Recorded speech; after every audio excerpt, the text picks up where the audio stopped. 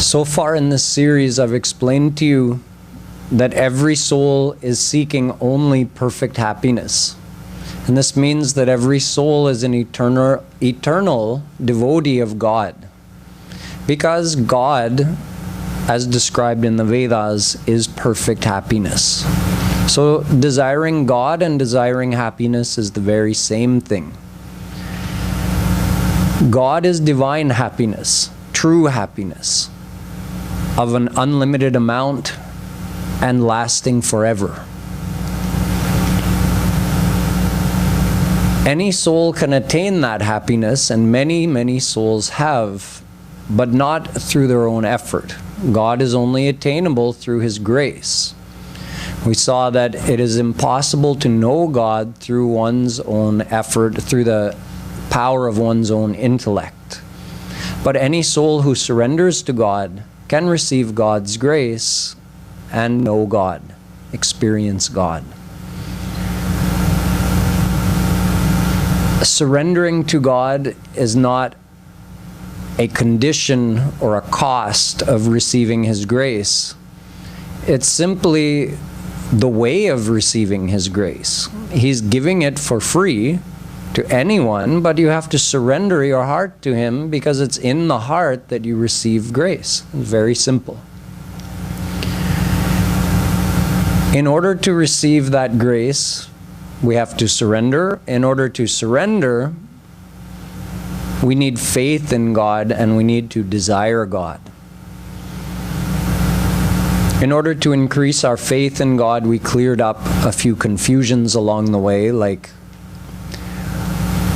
if God is giving life to our soul, is He also responsible for our actions? I explained that no.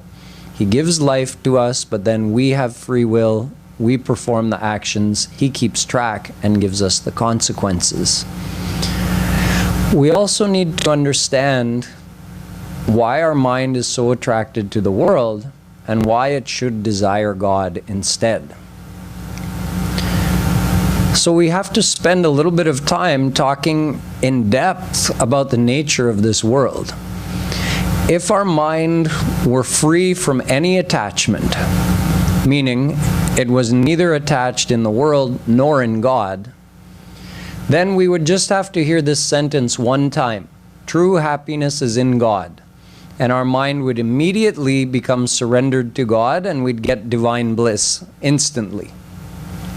But because the mind is already attached in the world, so it can't just instantly be surrendered to God. It's a gradual process that happens based on our understanding of the nature of the world versus the nature of God. So we've talked a little bit about the nature of God. Now it's time to discuss the nature of the world. And the first thing that comes up is an ages-old debate between Bhautikvad and Adhyatmavad.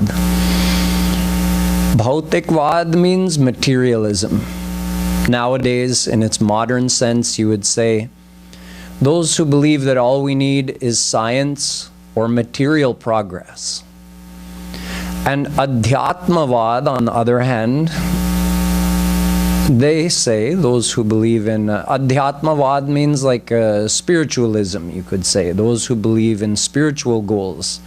Some of them say, no, we don't need material progress, we don't need science, we only need devotion to God. So, when you have these two opposing views, and nowadays in the world, science is the strongest, you can say. People have the most faith in science now than they've ever had. So they have there's almost like a fear, you could say, that can you believe in both? If I believe in God, does it mean I'm being unscientific? People think the two are mutually exclusive, that if I am scientifically minded, then how can I believe in God?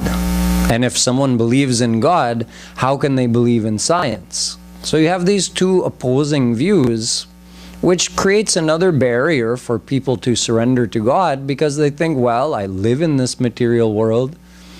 Science is so prominent in the world nowadays. How can I not believe in science? And if I believe in science, how can I follow the path to God? Jagadguru Shree Kripaluji Maharaj has reconciled these two views. So I'm going to share this with you tonight, but we'll start by looking at the extreme views on both sides and understanding how they're wrong. For example, on the material side, those who follow this Bhautik Vad, they say that we don't need God, scientific progress is enough.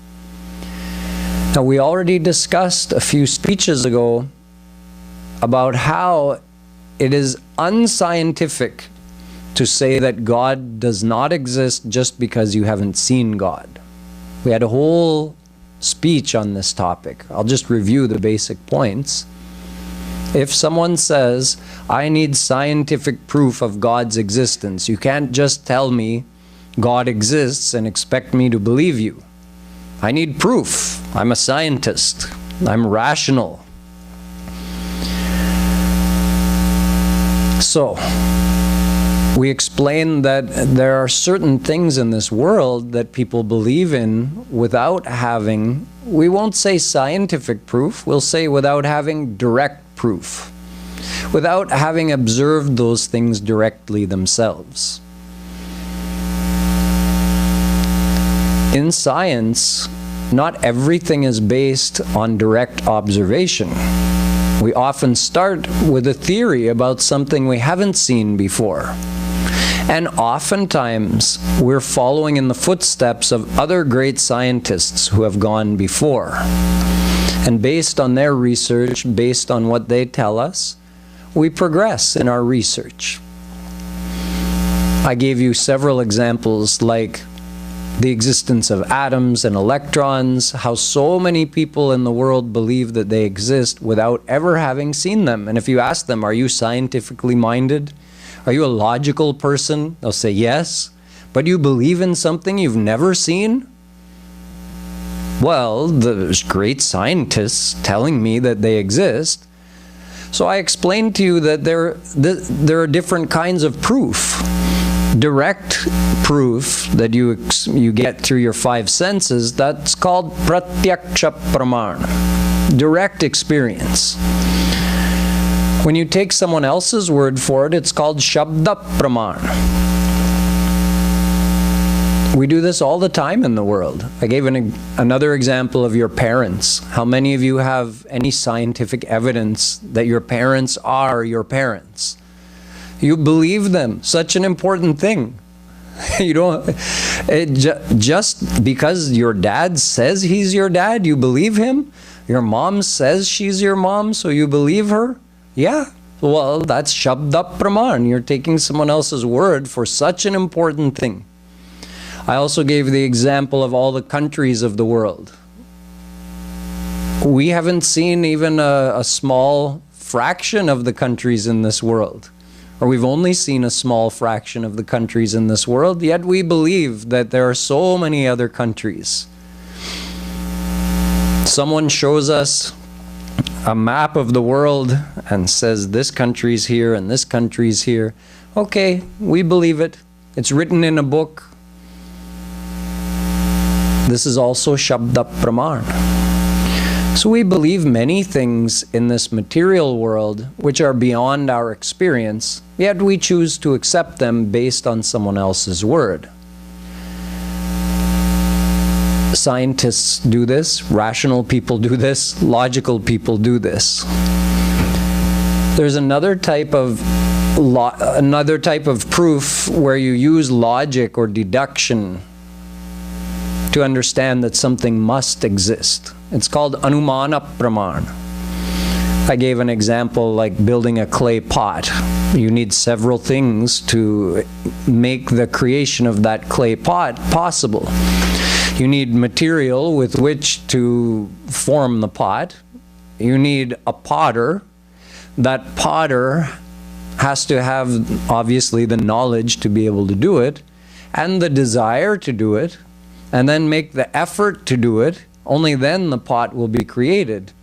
So if you need all these things just for the creation of a simple clay pot, how could someone logically accept that this whole amazing, complex, systematically existing universe could have come into being without material? Okay, someone would say, well, the material is the material energy. Okay, fine. But what about the one who had the knowledge, the desire, and put the effort in to cause this to come into being?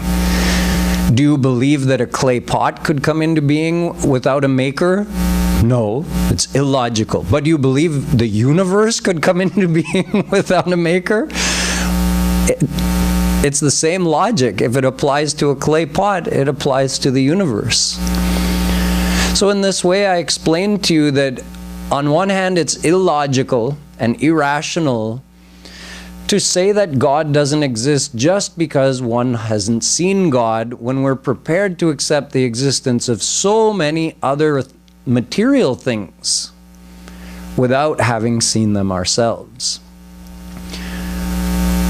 And on the positive side, just like in this world, when you take someone's word for something, there is normally a way to get the direct proof. You might not be motivated to get it, you might not care to go down that road, but for instance, if you wanted to go and see all the other countries of the world and get a direct experience of their existence, you could. First comes the Shabda Praman, then comes the actual experience, Pratyaksh Praman. Same thing with electrons and atoms. You can see them. There's a way. You can perform the same experiments that were performed by those scientists whose word you're taking. So it's the same thing with God. We have a lot of Shabda Praman of God's existence. All the saints from the past and all the scriptures like the Vedas, Ramayana, Puranas, Gita that tell us of God's existence.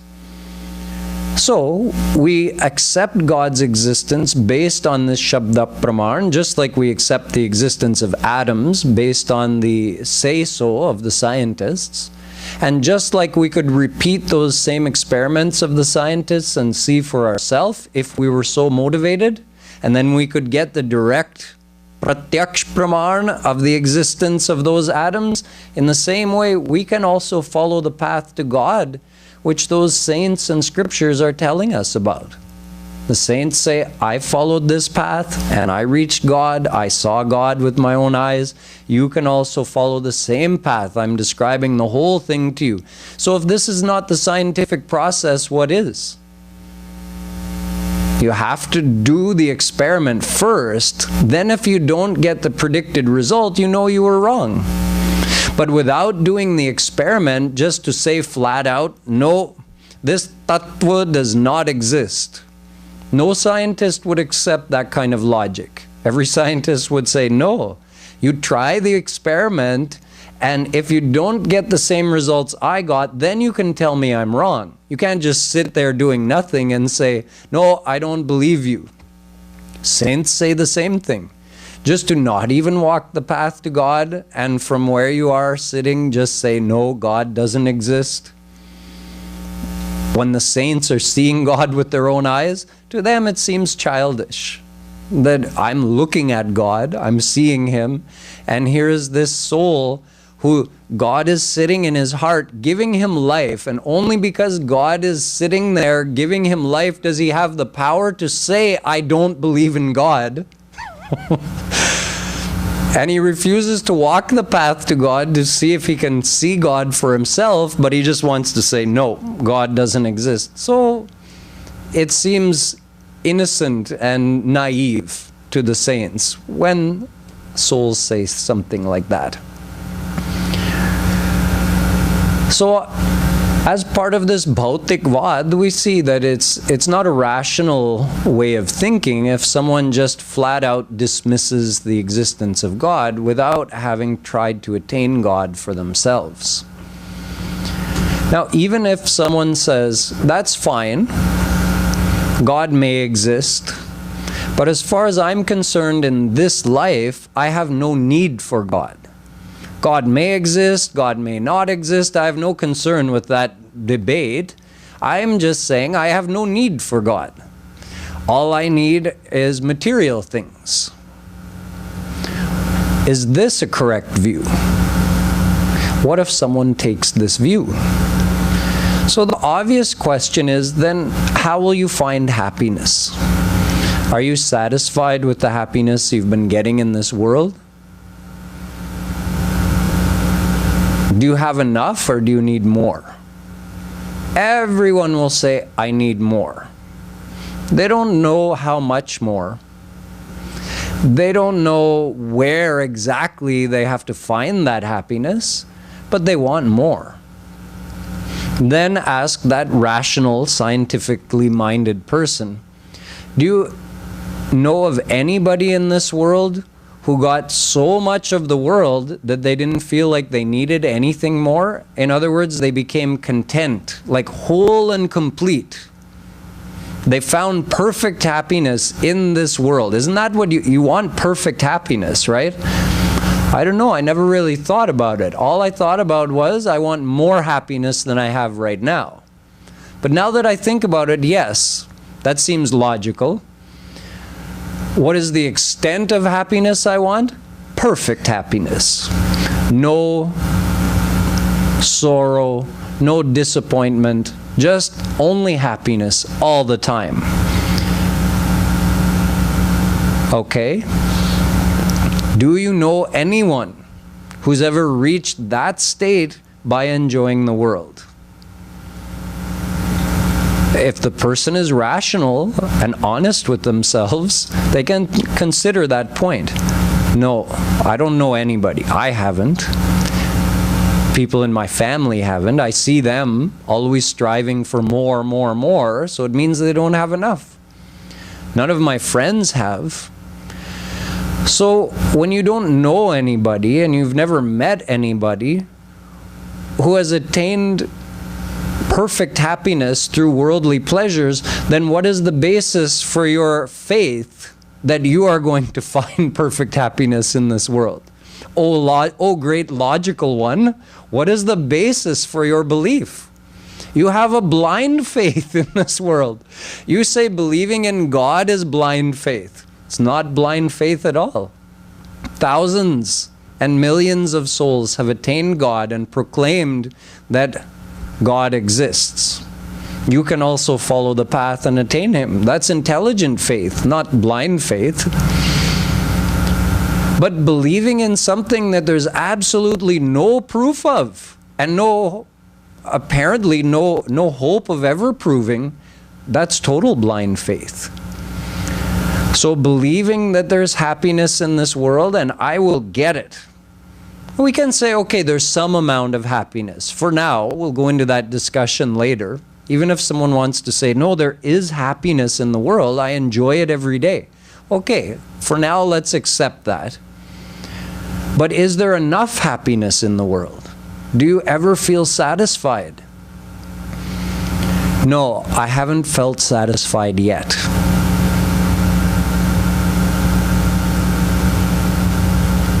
Then what is the basis of your belief that you will get that satisfaction by re-enjoying the same things? That's the other thing. Doing the same exact thing and expecting a different result. Is that scientific? I enjoyed this thing. It gave me some happiness, but not full happiness. So you're going to again enjoy the same thing and expect what? Full happiness? This is what we keep doing. We keep enjoying the world, thinking that maybe this time it will give me the happiness I'm seeking, even though the last time I enjoyed this very same thing, it didn't give me that happiness. How unscientific. But we don't examine our thinking in that way. When it comes to our search for real happiness, we don't approach it in a logical way. We're just blindly, like someone in total darkness, just groping for something, trying to find it. He has no idea where it is. He hopes he might bump into it. That's how we pursue our search for happiness. We haven't planned it out properly. I mean, we plan out certain ventures in this world, business ventures, education, things like that. But have we actually planned out and logically thought about our search for happiness? No. Just blindly running. You can say running because everybody else is running. My mom was running, my dad was running, all my brothers and sisters were running, my neighbors were running, all my friends are running, so I'm running too. Where are you going? I don't know the destination. I just figure if I keep running, I'll get there. I mean, all these people can't all be wrong, can they? They must know where they're going. So I'm just going as well because I figure we're all going, so we'll get there. No, nobody knows where they're going. Just running fast. That's it. No idea of the destination.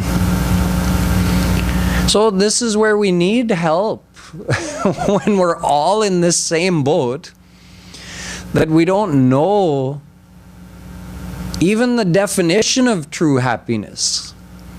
We just know it's a feeling. We get some happiness, and that we don't have enough of it. We feel some kind of lack inside, and we're seeking that. That's all we know. If someone asked us to define, what is it you are seeking? I don't know. Nobody knows. Such a basic thing we can't even define without the help of those who have actually attained that thing.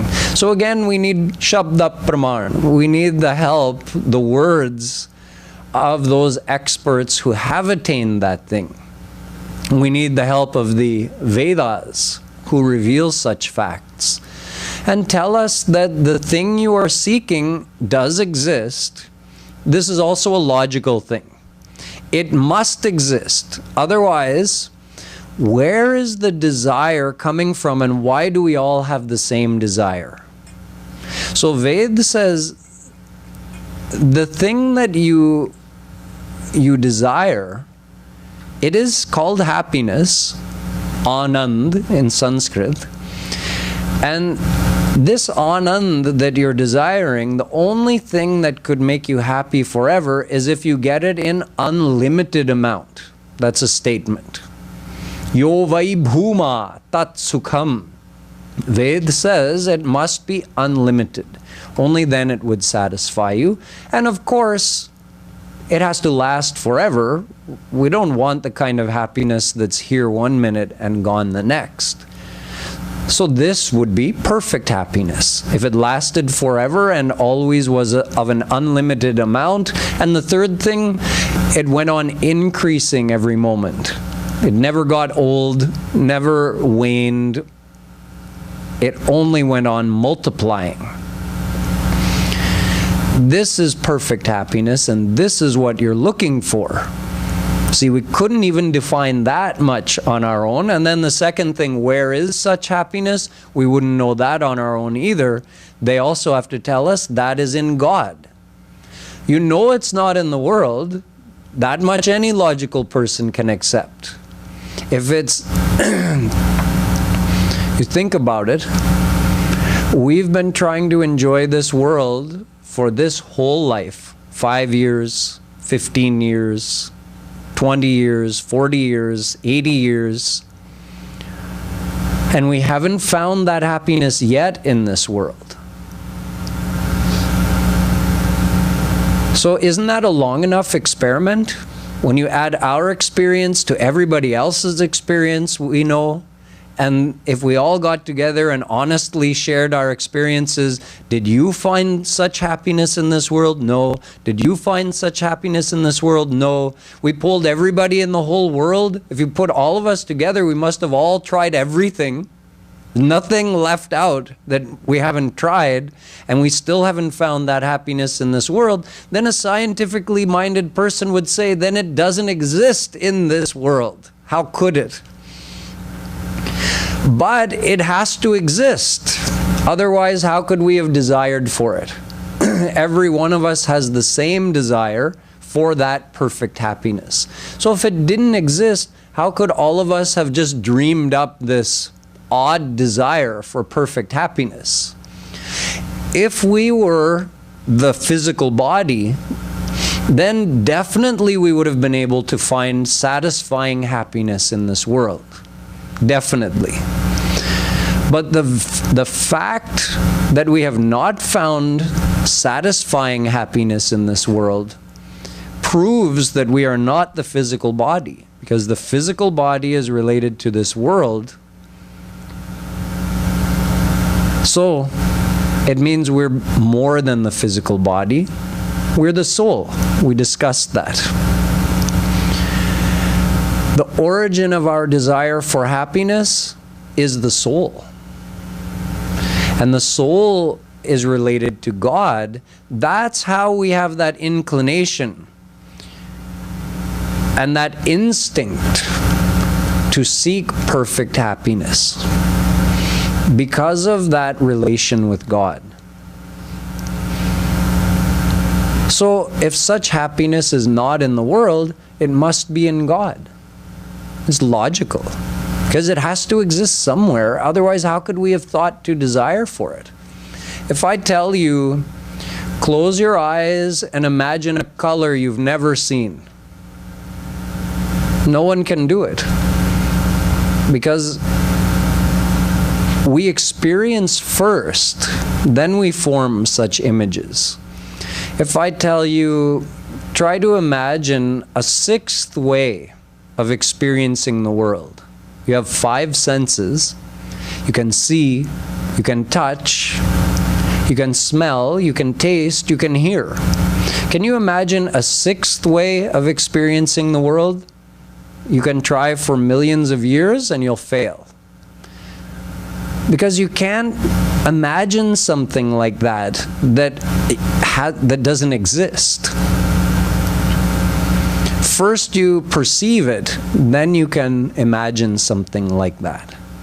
So we perceive something related to God. Due to our connection with God, there's some inclination or instinct that there is such perfect happiness and I want it. So this is our nature. It's our inner nature. My point in all of this is happiness is in God.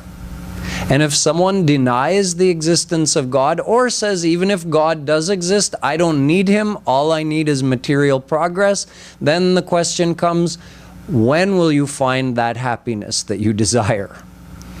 If you logically examine your situation, you have to accept that such happiness doesn't exist in this world.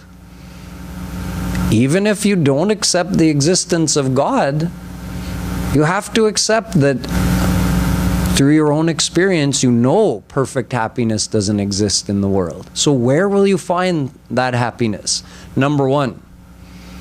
Number 2, you have no security if your hope is tied only to the outer world. This is this philosophy of materialism, that everything, the only thing that matters is enjoying this world. Material progress, getting more things, getting more enjoyment. Then where will you find security? Sanche sarve chayanta nichaya patananta pathananta samuchraya sanyoga viprayoganta marnantancha jivanam. It's the nature of the world that everything in this world is temporary. Every enjoyment fades, wilts, and disappears, just like a flower. Is there such a thing as a flower that exists forever? No. It forms the bud, then it blooms into the flower, and as soon as it reaches the full bloom, it immediately starts fading. The bloom starts to fade. Imagine You're watching the bud open and you're waiting. Oh, it's beautiful now, but when it reaches the full bloom, that's when it's the most beautiful. Most beauty, most fragrance. And as soon as it reaches full bloom, even though your eyes might not be able to pick it out, as soon as the flower reaches full bloom, it begins to wilt. Like the moon. It goes from new moon and it starts building to a full moon. The second it hits that state of being full, it starts waning. Everything in this world is like this. Life and death, day and night, meeting and separation. You can never be with someone forever. Everything that you can enjoy in this world, it's only a temporary thing. Everything that lives must die. So, in such a world where there's such an unstable existence of everything, and in fact anything could be destroyed at any moment, nothing can be enjoyed forever, how will you find security? Everyone wants security, to feel like they're safe. The things that matter to them will last. That's security, right? But there's no such guarantee for anything in this world. When you buy insurance, it's only to replace the thing, right? Or repair the thing. It doesn't guarantee the thing will continue to exist in its desired state. When you buy insurance for your car, it doesn't mean your car will remain undamaged. Who would be foolish enough to give such a guarantee? They're only saying if it gets damaged, we'll pay to fix it. If you buy insurance for your house or a building, it doesn't mean nothing will ever happen to it. It just means if something does, if it burns down, then we'll rebuild it. You buy life insurance. But what is life insurance really? It pays out when you die. I don't know, how do they make money off of that?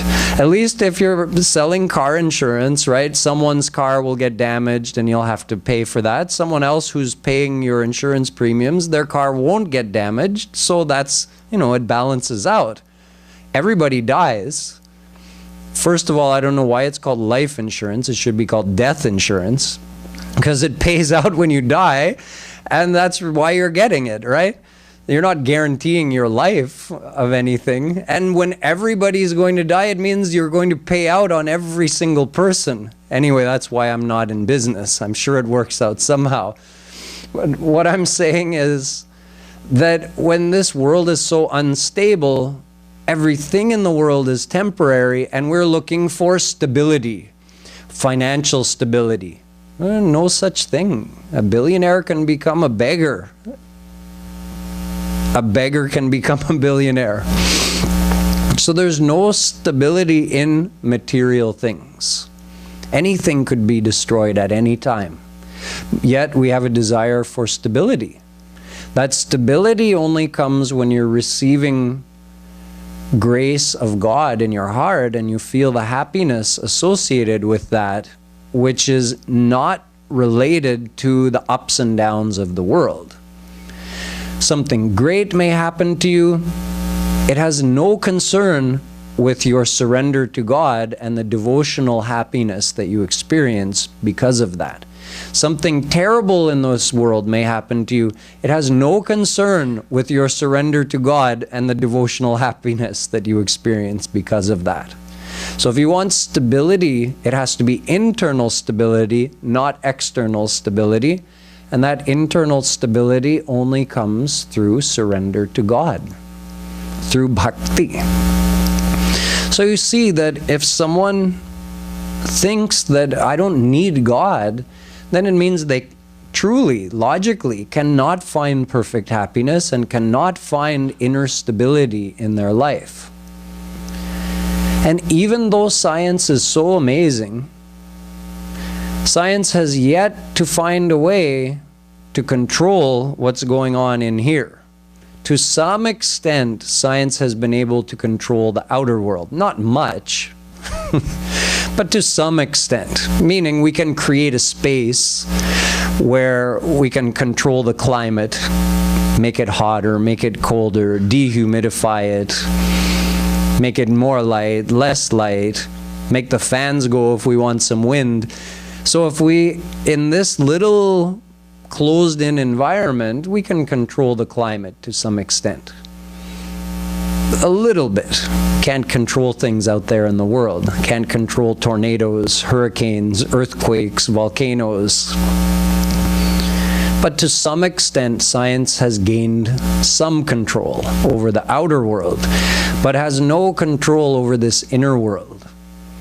So, how do you get control over the inner world?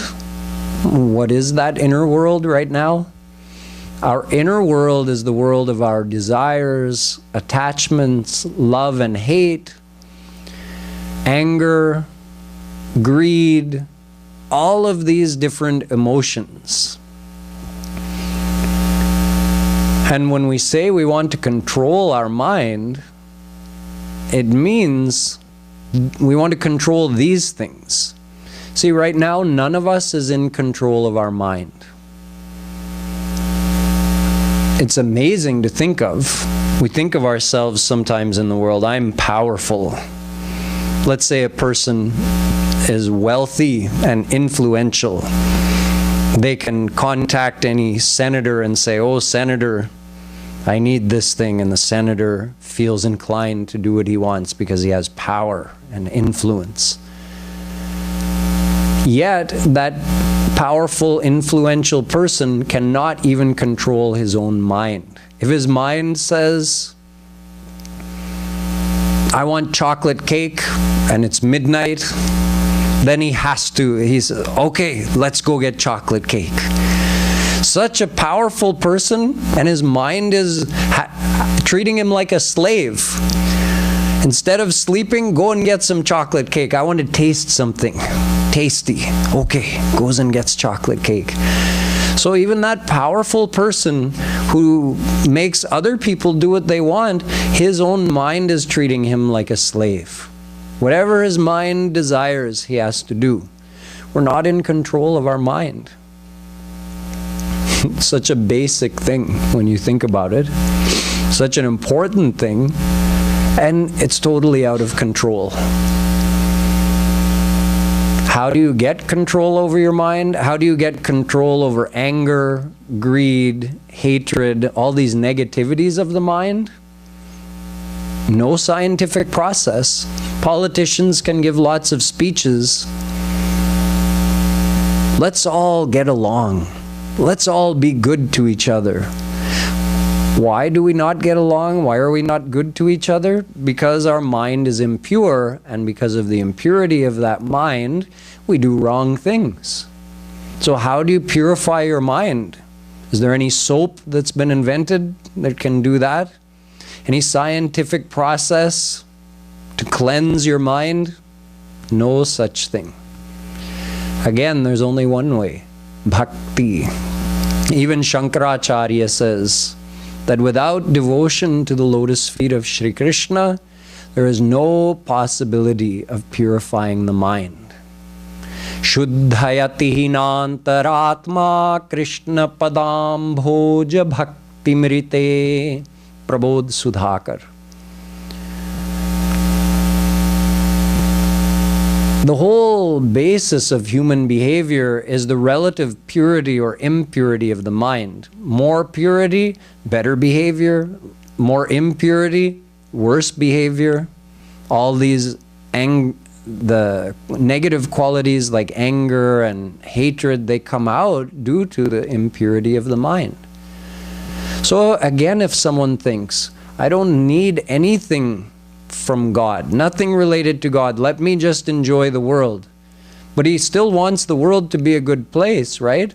And he wants to improve himself. How will he do it without devotion to God? He can't. He can't reduce the negativities of the mind, and he remains a slave to his own mind. Unless he were to do devotion to God, purify his mind, then he would get control over his mind. So this is why no matter how far science progresses and what new amazing things are invented, how do we know we'll make the proper use of such technology? Science can continue to progress and invent all kinds of amazing things which bring us comfort and entertainment in this world, but what's to stop a person from using the same technology to do wrong things? Again, it depends on the purity or impurity of the mind. So science can create new amazing things, yet the proper use or the misuse is only going to depend on the purity or impurity of a person's mind, and science has no control over that. That's determined by a person's devotion to God. So again, you see this philosophy of materialism, Bhautikvad, is totally incomplete and powerless to even provide a good living environment in this world. Even if you give everybody in this world everything they need physically, more food than they need, a nicer house than they need, education, healthcare, give everybody everything they need, will the world be a good place to live in? No, it may be physically comfortable. It doesn't mean it's going to be a good place to live in, because people's hearts remain the same. People will still abuse each other, hate each other. It has nothing to do with more or less physical comfort. So this Bhautikvad in its extreme sense, where it denies any need of devotion to God, it can't give even a nice environment to live in this world, let alone perfect happiness. You all know now that even if we give everyone everything they need in this world, still nobody has attained real satisfaction. So we understand that we definitely need God in our life.